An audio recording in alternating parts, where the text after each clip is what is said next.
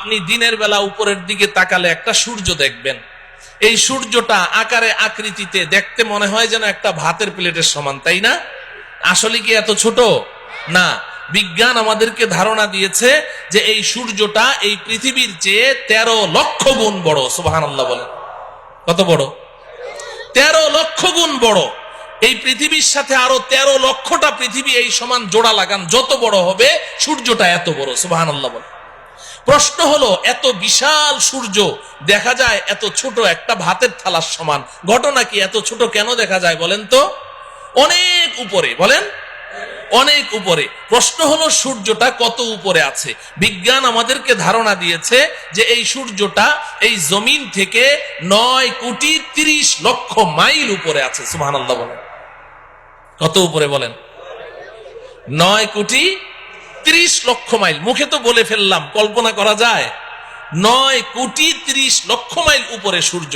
আচ্ছা যাই হোক, এই সূর্যের দেশে যদি আপনি চলে গেলেন 9,30,00,000 মাইল উপরে, সেখানে গিয়ে কি আমাদের আসল বাড়ি জান্নাতের কোনো সন্ধান পাওয়া গেল?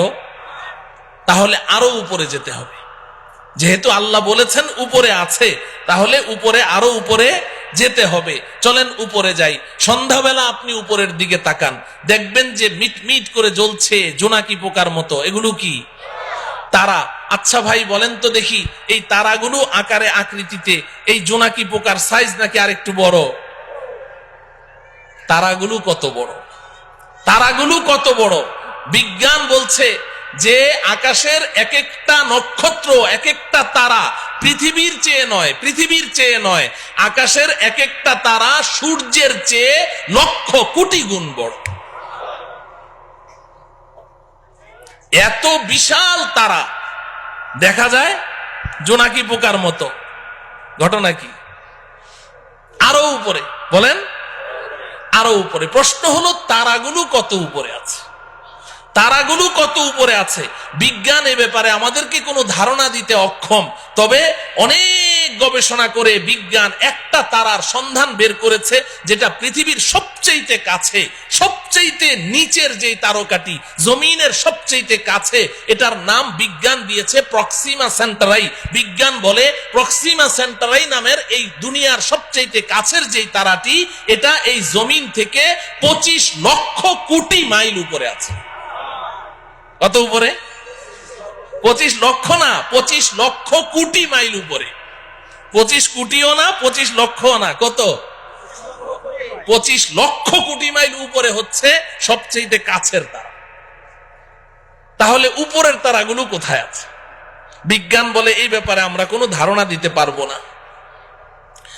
তাফসিরে রুহুল বায়ান নামে একটি কিতাব আছে, তাফসিরের কিতাব। তাফসিরে বলেন রুহুল বায়ান, তাফসিরে রুহুল বায়ান। এই কিতাবের মধ্যে আছে, আল্লাহর কুদরত বুঝার জন্য বলছি, আমাদের বিবেকের মধ্যে এতটুকু ধারণ ক্ষমতা নেই বুঝার মতো, আল্লাহর কুদরত একটু বুঝার জন্য বলছি। এই যে স্টেজে লাইট জ্বলছে, এই যে আলো জ্বলছে, এই আলো দৌড়ায় কি দৌড়ায় না? আলো দৌড়ায় না? আপনি টর্চ অন করেন, টর্চ লাইট, সাথে সাথে আলোটা দেখবেন ওই দেয়ালের গায়ে দেখা যাচ্ছে। দৌড় মারলো কিনা? কত মাইল স্পিডে? আলোর গতি কত বলেন? প্রতি সেকেন্ডে, ঘন্টায় না, প্রতি সেকেন্ডে 1,86,000 মাইল দূরে চলে যায় আলো। আপনি চোখের পলক মেরেছেন না, এই চোখের পলকে আলোটা কত দূর চলে যায়? 1,86,000 মাইল। একটু কল্পনা করেন আল্লাহ পাকের কুদরত কত, শক্তি কত। এই আলোর গতিটা মনে রাখেন। এবার তাফসিরে রুহুল বায়ানের মধ্যে আছে, আল্লাহ রব্বুল আলামিন আকাশে এমন অসংখ্য অগণিত তারা সৃষ্টি করেছেন। যেই দিন আল্লাহ পাক ওই তারাগুলোকে সৃষ্টি করেছেন, কত হাজার বছর আগে সৃষ্টি করেছেন আল্লাহ ছাড়া কেউ বলতে পারবে না। যেই দিন ওই তারাগুলো সৃষ্টি করেছেন, ওই দিন প্রত্যেকটা তারা তাদের নিজ নিজ আলো পৃথিবীর দিকে ছেড়ে দিয়েছে। ওই আলোগুলো দৌড় শুরু করেছে প্রতি সেকেন্ডে 1,86,000 মাইল স্পিডে দৌড় শুরু করেছে। আজও সেই আলো পৃথিবীর দিকে দৌড়াচ্ছে, আজও দৌড়াচ্ছে, এখনো পর্যন্ত পৃথিবীতে এসে পৌঁছতে পারে না। অতএব কল্পনা করে দেখুন যে আকাশের তারাগুলো কোথায় আছে। আল্লাহ।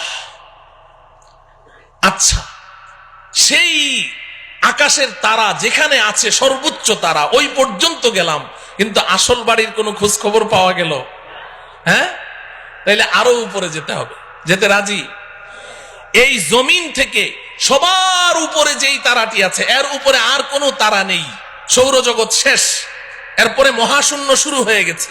এই জমিন থেকে সবার উপরে যেই তারাটি আছে ওই পর্যন্ত আপনি যেই পরিমাণ পথ অতিক্রম করলেন, সবার উপরের তারাটা পার হয়ে আরো ঠিক এই সমপরিমাণ মহাশূন্য পাড়ি দিয়ে আপনি যদি উপরে যেতে পারেন, সেখানে গিয়ে পাবেন প্রথম আসমানের তলা। কি পাওয়া যাবে? প্রথম আসমানের তলা পাওয়া যাবে। আসমান আছে না নাই? হ্যাঁ, বিজ্ঞান কি বলে? বিজ্ঞানের ছাত্ররা এখানে আছে না? বিজ্ঞান তো আসমানকে স্বীকার করে না। বিজ্ঞান বলে আকাশ বলতে কিছু নেই। আল্লাহ, আকাশ আছে তো? বিজ্ঞান অস্বীকার করলো যে। একটা গল্প শুনবেন। আমি তখন হেফজখানায় পড়ি, আমাদের উস্তাদজির মুখে শুনেছি। এক বুড়ি, তার পৃথিবীতে একটা পুত্র সন্তান, আর কেউ নেই। ওই পুত্র সন্তানটাই তার অন্ধের যষ্টি, ওইটাই তার সম্বল। অনেক শখ করে ওই বুড়ি তার ছেলেকে বিয়ে করিয়েছে, তবে পুত্রবধূ সর্বসাকুল্যে 1.5 হাত লম্বা।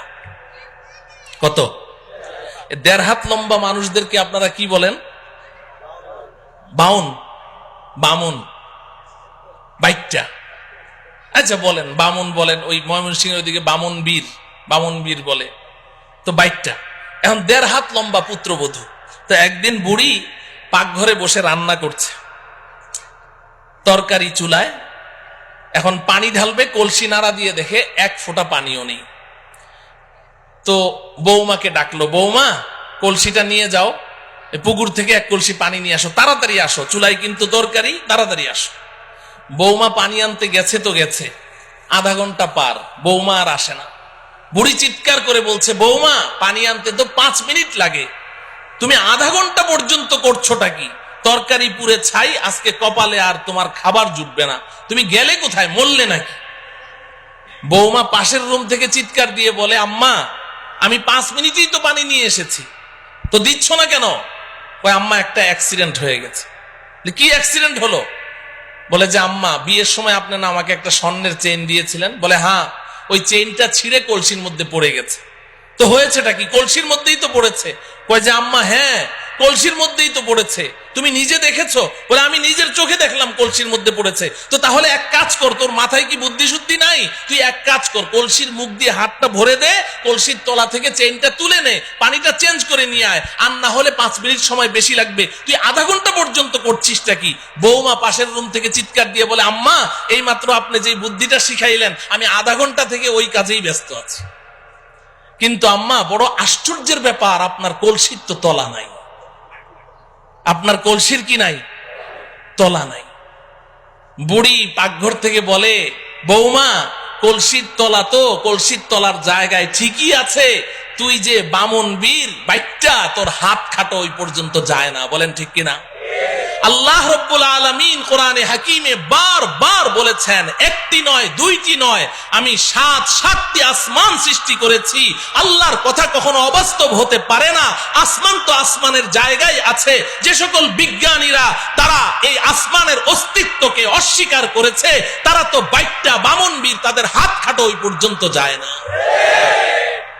এজন্য পৃথিবীর শ্রেষ্ঠ বিজ্ঞানী মুসলিম দার্শনিক, আপনারা সকলেই তার নাম শুনেছেন, মহাকবি আল্লামা ইকবাল রহমতুল্লাহ আলাইহি। নাম শুনেছেন? মহাকবি আল্লামা ইকবাল একজন শ্রেষ্ঠ দার্শনিক ছিলেন, শ্রেষ্ঠ বিজ্ঞানী ছিলেন।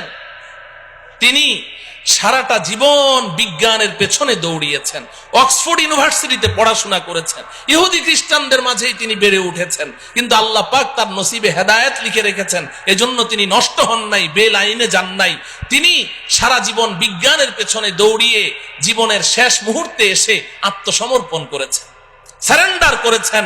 তিনি স্বীকার করেছেন বিজ্ঞান মানেই হচ্ছে একটা ধোঁকা, বিজ্ঞান মানেই হচ্ছে একটা মরিচিকা। কারণ বিজ্ঞান সকালে এক থিওরি দেয়, বিকালে ওটাকে অস্বীকার করে যে না ওটা ঠিক নাই, আবার নতুন থিওরি দেয়, আবার পরের